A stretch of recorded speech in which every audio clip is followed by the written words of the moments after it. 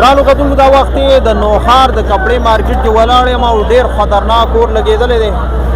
وجه چې کوم ده د علاقې دلته چې څوک موجود د هغوی نه معلوموو چې څه د وجې لګېدلی دی، خو یقینا ریسکیو 112 والا چې کوم دی د اور د مړ کولو کوشش کوي.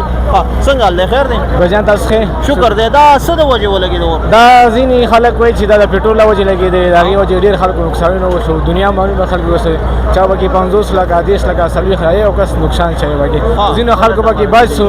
زمونږ خپله دوه درې ملګري وو چې یو کس 23 لاک وسوځېدو، بل 25 لاک وسو. دنیا نقصانونه وشو. اوسه پورې خو د جاني نقصان څه د هغه پکې نه دی شوی که نه؟ دومره خاص جاني نقصان معلومات لا بېخي نشته، خو زیاتر کسان د مالي نقصان ډېر واوښتل. تاسو خپله ولیدل.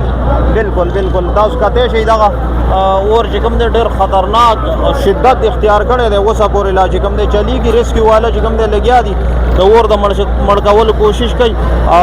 نور اپډیټ به هم تاسو ته مخکې درکوو. ډېره مننه.